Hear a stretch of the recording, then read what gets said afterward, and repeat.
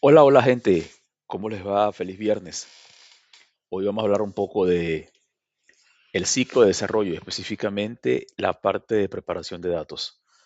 Voy a mostrarle tres, cuatro láminas y como la herramienta que estoy usando, que es una herramienta gratuita de Microsoft que se llama Clipchamp, no sabía que existía. Regularmente venía usando una que era paga, pero me di cuenta que esta estaba disponible, así que me voy a aprovechar de ella, pero creo que me permite hacer videos de 30 minutos nada más. Así que si lo que voy a dar hoy no se ajusta en ese tiempo, capaz toque hacer un segundo video un poquito más corto. La idea es introducirnos ya en el ciclo de preparación de datos. Esta preparación que luego nos va a ayudar a construir la data que vamos a necesitar para hacer el modelo. Si recordamos bueno, esto se los voy a dejar colgado en en el campus, esta presentación, como dije antes, algunas láminas ahora, vamos a ir a una parte práctica y el restante de láminas teóricas la vamos a estar tocando el próximo martes.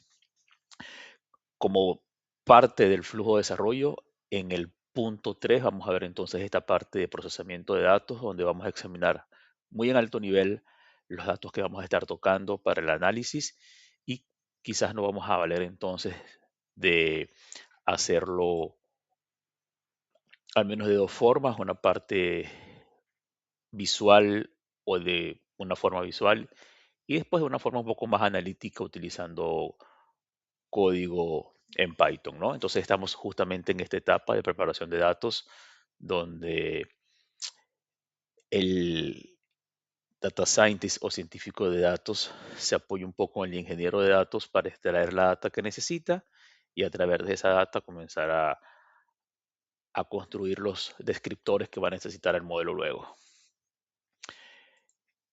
Justamente la preparación del dato es eso, es conseguir eh, poder a partir de una data cruda limpiarla, generar en esta el conjunto de insights, de oportunidades que le van a permitir al modelo ser un poco más efectivo. Se tienen que hacer tareas de limpieza, tareas de construcción o agregación de nuevas variables, identificación de tipos, imputación de nulos y demás. ¿Para qué? Para lo que dije antes un poco, obtener esas características, esos features que para nosotros nos van a permitir hacer la mejor extracción posible, la mejor inferencia posible a partir de los datos. Esas características o esos features finales se conocen como descriptores del modelo. Mm,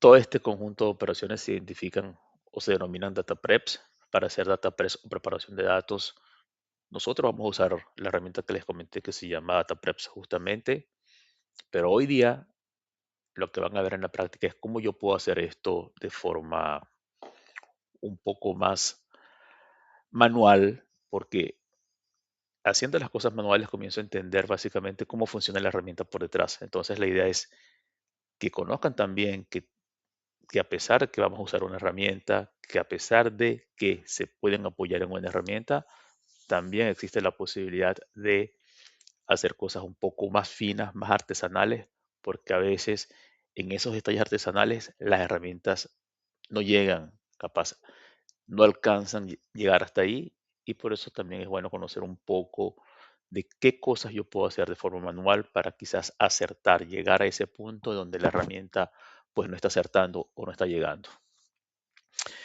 Em, Vamos a comenzar a trabajar con la data del Titanic, que ya conocemos. Hemos venido trabajando con la data del Titanic desde hace varias clases. Entonces, bueno, voy a continuar con la data del Titanic como para profundizar y como para cerrar acá con la parte teórica que vamos a continuar luego el próximo martes. El análisis exploratorio de datos puede darse al menos en 4 dimensiones. Puede ser univariado cuando utilizo al menos una variable o una variable para hacer el análisis, es decir, una variable o involucro sobre una variable para hacer la evaluación del dato, el análisis del dato que quiero construir, o multivariado cuando involucro más de una variable en el análisis. Puede ser gráfico, como una herramienta como DataPreps, o con gráficos propios de bibliotecas de Python que vamos a ver más adelante, o puede ser no gráfico si básicamente lo hago a partir de instrucciones propias de Python o de R para identificar algunos patrones, análisis estadísticos y demás. Voy a ir a la parte entonces más práctica y a partir de la próxima clase continuamos quizás en las siguientes slides de esta presentación que está colgada ya en el campus en la clase 4.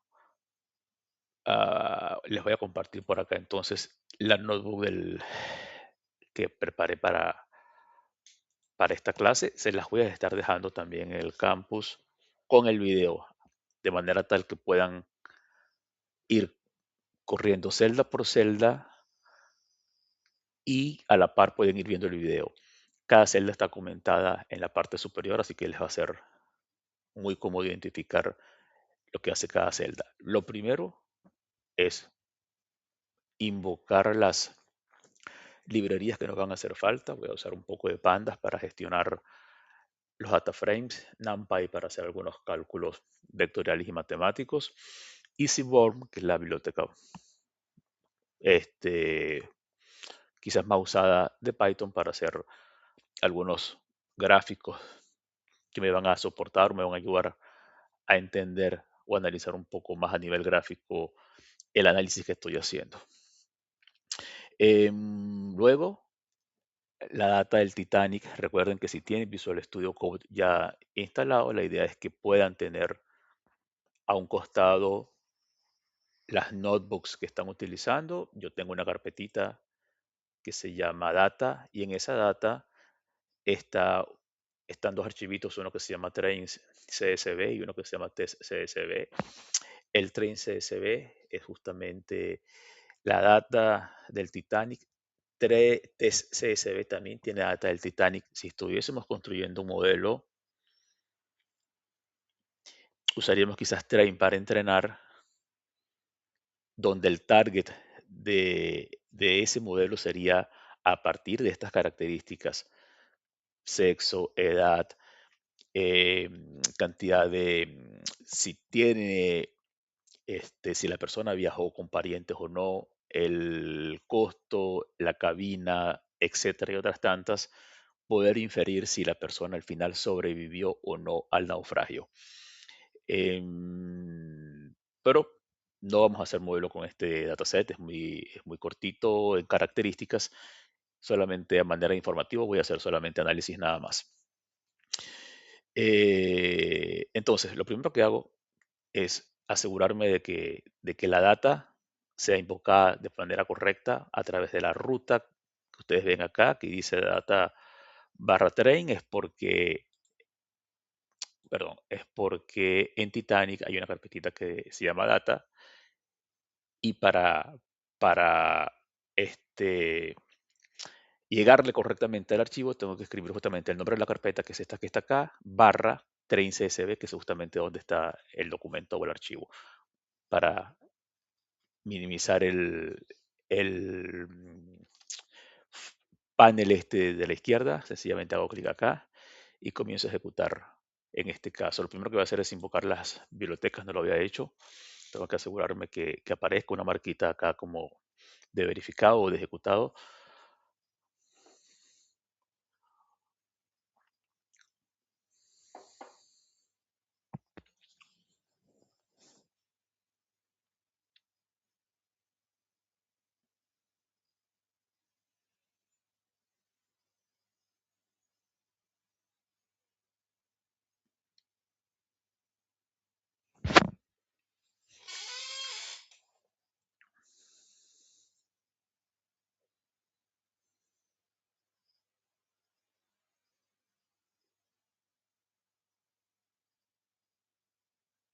Ahí está, demoró muchísimo, pero bueno, continuamos.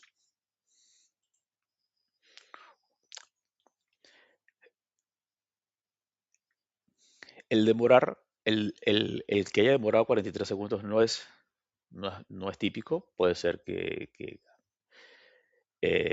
tenga muchas cosas cargadas, pero normalmente el importar esto puede ser muy rápido. También pasa que cuando ejecutas las cosas por primera vez en tu máquina demora. Fíjense que si yo vuelvo a ejecutar, lo hace casi violento o muy rápido y no debe suceder eso, que se demore 43 segundos.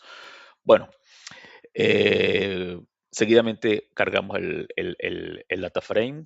Fíjense que se carga originalmente como está cargado en el CSV. El CSV, si recuerdan antes, es un archivo separado por comas. Si lo quisiera ver en un editor de texto, lo voy a ver de esta forma. Lo que hace Pandas es construir en una tabla todo lo que encuentra en el CSV de forma tal que lo que está separado por comas lo identifica como columnas por separado, por lo que cada fila debe tener la misma cantidad de separaciones por coma. Luego Pandas lo que hace es agrupar y construir columnas a partir de todo ello. El, la, la identificación de la columna o los nombres que ven en la columna también lo van a ver, lo ven en el archivo CSV, porque arriba o en la primera fila van a ver que justamente está los nombres de cada columna separados por coma. De esa forma él entiende que el resto de las filas del CSV también van a tener exactamente el número de datos que tiene la fila inicial.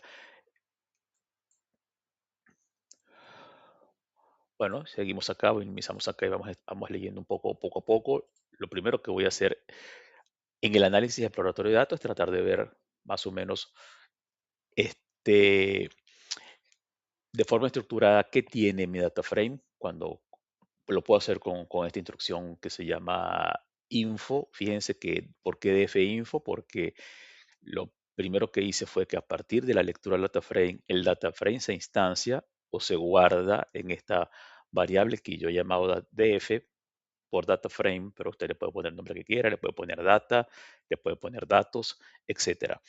Lo que sí es que a partir de ahí, si se llama df, cualquier instrucción de pandas que vamos a usar en el análisis debe llamarse o debe partir justamente de esta variable. El df.head lo que hace es listarme los primeros 10 registros de ese data frame. Si suprimo el 10, por default me trae solamente 5 nada más, pero puedo colocar la cantidad que yo quiera ahí. Ahí está. Estoy viendo que tengo algunos problemas en mi máquina. Me parece que está andando un poco lento esto. Voy a volver a 10 porque me interesa tener 10 para mostrarles algo.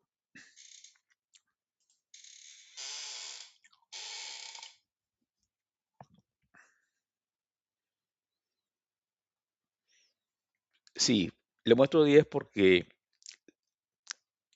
de forma muy rápida puedo identificar que, por ejemplo, el nombre es una cadena de caracteres. En sexo solamente hay dos tipos, o masculino o femenino. Eso me indica a mí que esta variable es categórica porque me agrupa solamente a dos grupos nada más. Veo que la edad es un punto decimal. Veo además que en la fila 5 hay algo que se llama NaM, que no es un número, eso es un nulo en Python. Veo que el número de la cabina tiene muchos nulos. Recuerden que esto es una data es una dataset que se captura, un data frame que se captura con quizás data del Titanic. Recuerden que en aquella época, principios del siglo pasado, no existían estos medios para capturar info. Entonces, quizás el que armó este dataset lo fue haciendo con data que fue consiguiendo o con algún registro histórico que tenía a mano y que le permitió construir esta, esta tabla en particular. Entonces, Con el info justamente hago eso, lo que hago es determinar, igual está, le puse una etiquetita acá al principio de cada celda, dice así, en la siguiente celda se revisa la estructura del data frame, donde puedo ver los tipos de datos, cantidades de registros, valores no nulos y demás. Entonces voy a ver los nombres de las columnas y este primer numerito que está acá es la cantidad de filas efectivas que tiene esa columna cuyos datos son no nulos. Si se fijan de la edad, la tiene 714 registros no nulos, de los cuales la diferencia entre este valor y este valor no es que no estén, sí están, pero son nulos. Al igual que cabina también tiene muchos nulos. Esto que dice Embark también tiene algunos nulos. En the type está el tipo de dato, es un entero, es un objeto, es un flotante. Y bueno, de a poco, cuando comencemos a programar más adelante, vamos a ir identificando para qué o cuál es la utilidad de cada uno de los tipos de datos en las columnas. Después puedo hacer un describe. El describe, como dice la etiqueta que le coloqué para, perdón, para documentar, dice, calcula las estadísticas descriptivas de una variable numérica. Es importante esto. Ok, por eso es que ven acá solamente variables numéricas. Por ejemplo, si me voy a la edad, el count es la cardinalidad, es la cantidad de filas que hay en esa variable, en este caso 714 filas porque el resto son nulos. Aquí tengo la media, deviación estándar, tengo la edad mínima, acá arriba la edad máxima, perdón, acá, la edad mínima acá que es 0.4 años puede ser, la edad máxima es 80 años y acá tengo los cuantiles. Significa que si tuviese que dividir el conjunto o las porciones de edades en bloquecitos, en el primer bloquecito o el primer 25% agrupa a las personas que tienen 20 años o menos. Los dos primeros bloques, es decir, el 50% está agrupado por las personas que tienen 28 años o menos. El 75% de esos datos agrupa a las personas que tienen 38 años o menos. Quiere decir que muy rápido, de forma muy rápida, puedes ver que viajaba gente muy joven en el naufragio, 75% de las personas tenían 38 años o menos, y luego hay algunas personas dispersas en el siguiente 25% que tenían más de 38 años. Igual esto lo vamos a ver de manera gráfica para sustentar este análisis estadístico descriptivo. Luego, algunas funciones comúnmente usadas en el análisis de datos. Puedo identificar, por ejemplo, si tengo datos duplicados con esta instrucción que está acá. Igual se los voy a dejar la celda para que ustedes iteren y comiencen a probar. Eh, No tengo datos duplicados, es decir, ¿qué significa esto? Que no tengo una fila que esté duplicada con respecto a otra. IsNull me devuelve si tengo nulos o no en el análisis, yo lo puedo correr. Y fíjense que lo que hace es darme una matriz tal cual es la matriz de los datos originales, pero va a colocar false donde no hay nulo y va a colocar un true donde sí hay. Acá hay un true, aquí hay un true, true, true, etcétera. Pero si quiero contar efectivamente cuántos nulos hay en cada una de las filas, utilizo isNa porque me dice si es nulo, identifícalo y de ahí sum concatenado con esta instrucción, lo que hace es sumarme la cantidad de nulos que tiene cada una de las filas. Y de ahí era lo que les decía antes, que 177 es la diferencia entre lo que es nulo y no nulo para la característica o la variable o la columna de edad, como lo quieran manejar ahora. Cabina 687 posiblemente no se obtuvo mucha información a la hora de capturar esta data, de armar esta data para la cabina y en esta columna dos nulos nada más de los 800 y tantos que hay. Luego puedo hacer un poco este análisis un poco más encadenado o anidado, es decir, de todo lo que es nulo en EDAP, muéstrame el data frame donde Además, se va a quedar solamente con la parte de la edad que es completamente nula, es decir, si van a ver el resultado, van a ver que en la edad todo es nulo porque yo le estoy diciendo, tráeme solamente los nulos en edad y a partir de ahí dame o muéstrame todo el data frame. Entonces voy a ver realmente quiénes fueron esas personas a partir de las cuales o de las cuales no se pudo extraer la edad en este data frame. Entonces en edad van a ver que todo es completamente nulo. Bueno, el análisis descriptivo ya lo hice antes, lo iba a repetir, o lo repetí quizás porque estaba haciendo un análisis, pero es básicamente el mismo de arriba. Luego puedo, si yo quiero saber cuántos valores únicos hay de una columna único, porque en edad puede ser que este, hayan personas que estén la misma edad en ese evento en particular, seguramente en el naufragio habían personas o varias personas que tenían 22 años o 38, pero si yo quiero identificar los elementos únicos, perdón, utilizo este método que se llama unique y ahí ejecuto y van a ver que tengo estas edades únicas. Fíjense que hay más de un nulo, hay ciento y tantos nulos si se acuerdan, pero aparece una vez porque identifica, le pedí que lo identificara una vez con el método único. Y así, 22, 38, 26, 35 son únicos, es decir, no lo van a encontrar repetidos acá.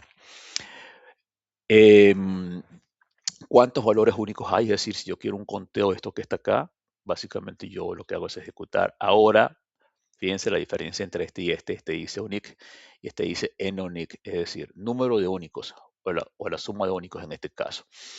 Em,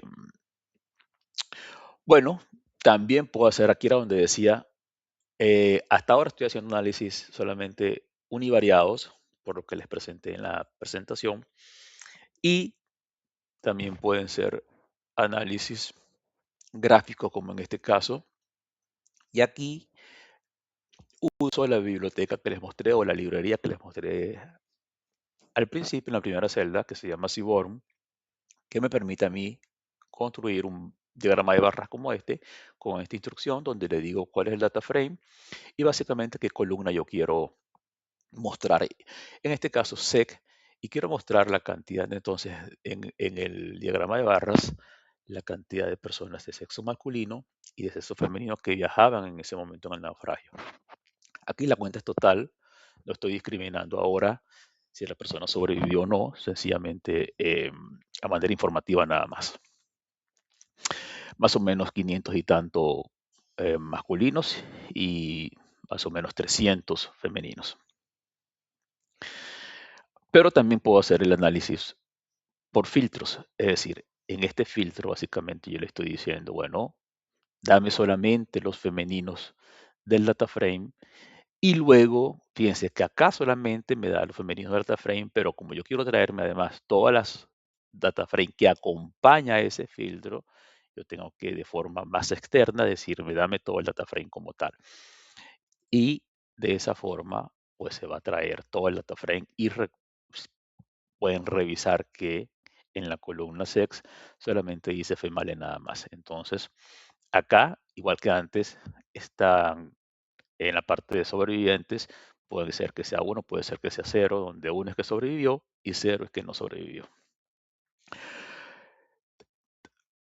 Otra forma de hacerlo, el análisis gráfico, fíjense que el que hice acá arriba, quiero mostrar al menos las dos formas que son muy sencillas de manejar, hacerlo a través de Seaborn, donde tengo que invocar la biblioteca, pero Pandas como biblioteca o librería propia para el manejo de data frames también me puede hacer algunos análisis en este gráficos y en este caso estoy mostrando un histograma para ver más o menos cómo se distribuyen las edades en el grupo, ¿no?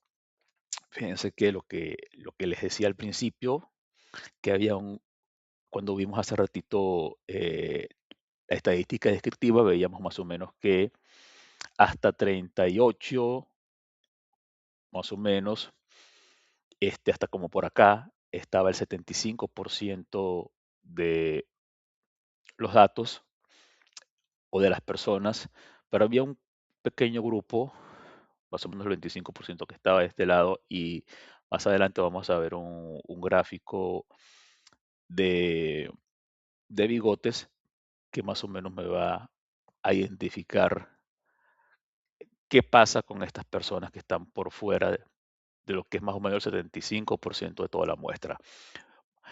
También podemos ver en este análisis que quizás eh, la mayor edad o la concentración de personas que tienen, la mayor concentración de personas está más o menos en este rango por acá, 20, entre 20 y 30 aproximadamente. Esto es muy interesante porque te permite visualmente identificar cosas que también te lo dan los números, pero el análisis gráfico te lo permite mostrar o identificar quizás de forma más rápida.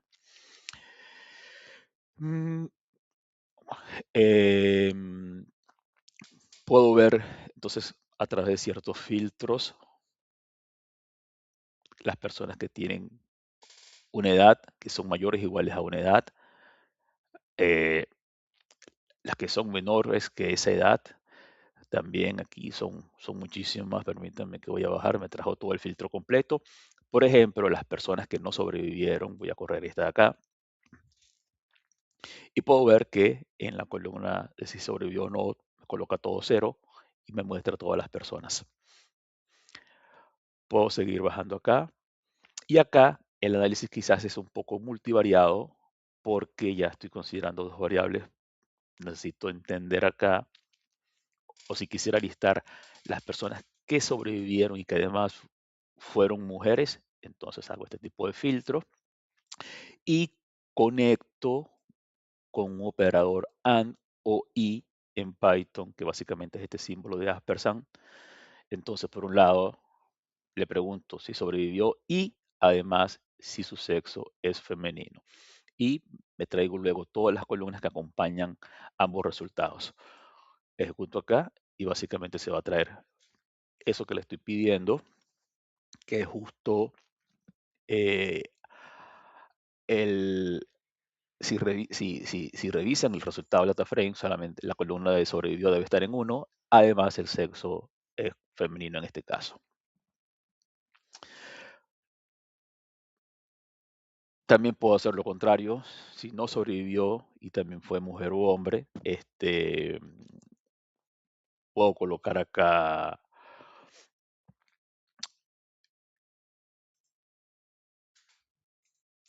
por ejemplo, los hombres que no sobrevivieron, y ejecuto acá, perdón, ahora sí, ahí está. Estos son los hombres que no sobrevivieron y podemos ver acá que no sobrevivió y el sexo es masculino. Y están las personas o están los nombres de las personas. Puedo ver eh, la distribución de las personas en la columna de sobreviviente o que no sobrevivió. Van a ver que efectivamente fueron más las personas que fallecieron que las que sobrevivieron por lo alto de la barra en el diagrama. Bueno, puedo hacer un poco de análisis más multivariado, donde yo le puedo pedir acá que me liste un conjunto de cosas. Es decir, ahora yo quiero que, si quiero acotar o filtrar, le puedo decir, dame los sobrevivientes, pero de los sobrevivientes quiero solamente estas columnas nada más y además ordenámelo por nombre. Y básicamente, esto es interesante, esto es nuevo para ustedes. Con la biblioteca Time, yo puedo, desde ejecutar, yo puedo tomar un timestamp, que es una marca de tiempo, ejecutar una sentencia, después del fin de la sentencia o el fin de la ejecución, puedo volver a ejecutar otra marca de tiempo, puedo restar el fin del inicio y saber cuánto demora esa sentencia en caso de que tuviese sentencias muy complejas, muy grandes y yo quisiera determinar qué tiempo dura ejecutar, en este caso, la ejecución. Fíjense que ahí me termina dando el resultado, me termina listando exactamente lo que yo le estoy pidiendo y me dice que el tiempo de ejecución fue 0.018, etcétera, segundos. Bueno, aquí básicamente vuelvo a listar. Eh, Esto ya lo probé arriba, que estaba contando, quizás estaba haciendo algo, básicamente era 127, no pasa nada, pero acá lo quiero hacer porque quiero mostrarles algo. Quiero tratar o hacer tratamiento de nulos acá en esta parte. Fíjense, esto lo vamos a hacer bien vía código o lo vamos a hacer con data preps cuando usemos, perdón, usemos PyCaret más adelante, que es otra herramienta que vamos a usar para hacer modelos de forma más rápido. Pero esto también lo vimos cuando vimos Databricks, cuando encontrábamos nulos, yo le decía, bueno, ¿me puedes imputar el nulo con un valor numérico, con la media, con la mediana, etcétera? ¿No? Con el valor que más se repita, por ejemplo, que es la moda. Entonces yo puedo definitivamente seleccionar con qué valor, en este caso numérico, puedo sustituir los nulos. Es súper interesante esto porque em, tomar una buena decisión acá de cómo yo imputo los nulos va a incidir significativamente en el análisis y en el modelo que esté construyendo. Acá yo le voy a decir, sustituye los nulos con ceros y yo voy a ejecutar esto. Fíjense, ya lo hizo. Voy a volver a correr acá arriba para que vean que ahora no debe tener nulos acá. Es decir, donde estaba el cero o la edad 177, 6872, debe colocar cero ahora. Yo lo voy a hacer y dicen que colocó en cero, ¿no? Es súper importante esto. Este, cuando digo in place igual true, es que le estoy diciendo sustituye los nulos por cero y asegúrate además de que quede ese resultado ya en el data frame original, en este. Fíjense que debo tener cuidado acá porque si yo quiero mantener el data frame original, yo hubiese tenido que colocar acá algo como, por ejemplo, df2, por ejemplo, y hubiese colocado algo así y acá eliminar definitivamente esto que dice acá o colocar falso, como me lo está diciendo, exactamente ahí. Puedo eliminar esto de acá, colocar el paréntesis que cierra acá, un comentario, los comentarios en Python se escriben con un numeral al principio, de forma tal que esto no se va a ejecutar y solamente se va a hacer esto. Es decir, ahora si yo lo ejecuto, sucede que va a sustituir en nulos o los nulos que consigan el data frame, pero como ya todo es nulo, ya no hay marcha atrás, es decir, ya lo sustituí. Tendría yo que ir arriba nuevamente, volver a ejecutar la consulta original y hacer esto. Si hago esto a partir de una nueva consulta original en el data frame, allí sí el DF se va a quedar con la data original y DF2 va a tener la data cambiada o modificada. Yo voy a volver a dejar esto como estaba antes. Igual lo pueden probar. Esa es la idea, que vayan probando y haciendo cosas para que vayan entendiendo cómo funcionan. Acuérdense que está bueno romper y hacer todo esto como para aprender. Perdón. Bueno, la siguiente celda elimina todas las filas que contengan al menos un valor faltante. Ya no hay valores faltantes, es decir, no va a eliminar nada, pero está bueno hacerlo. Es decir, si tuviese nulos en las filas, al ejecutar esto, las elimina. Otra forma de hacer esto que está acá, se lo hice con toda intención, es si no quiero colocar el in place igual true acá, sencillamente coloco df.dropNav igual a df. Es decir, es como que estuviese haciendo el cambio sobre df y el resultado se lo paso o se lo asigno a df en este caso. Otra forma de eliminar nulos o imputar nulos, es decir, le elimina toda la cantidad, todos los nulos. Es decir, cuando digo todos los nulos es todas las filas cuyas columnas o características sean nulas en total. Es decir, si yo ejecuto esto, pudiera parecer que va a eliminar todo. Cuando yo ejecuto esto, fíjense que lo ejecuté. Yo quiero ver, mostrarles ahora qué tiene el data frame, porque lo hizo y le dije que lo hiciera en el momento con in place igual true. Si yo coloco df y coloco acá punto .head,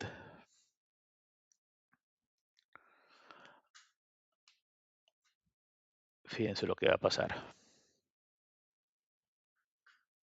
No elimino nada. ¿Pero por qué no elimina nada? No elimina nada porque no hay una fila cuyos elementos sean nulos en total, es decir, sean todos nulos.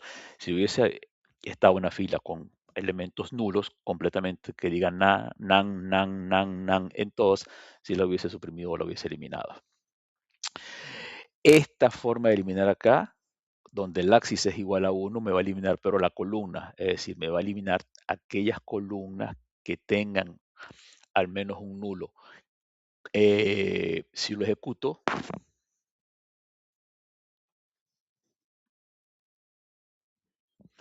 voy a parar acá, faltan 17 segundos para cortar, genero un nuevo video de 30 segundos más y se los mando.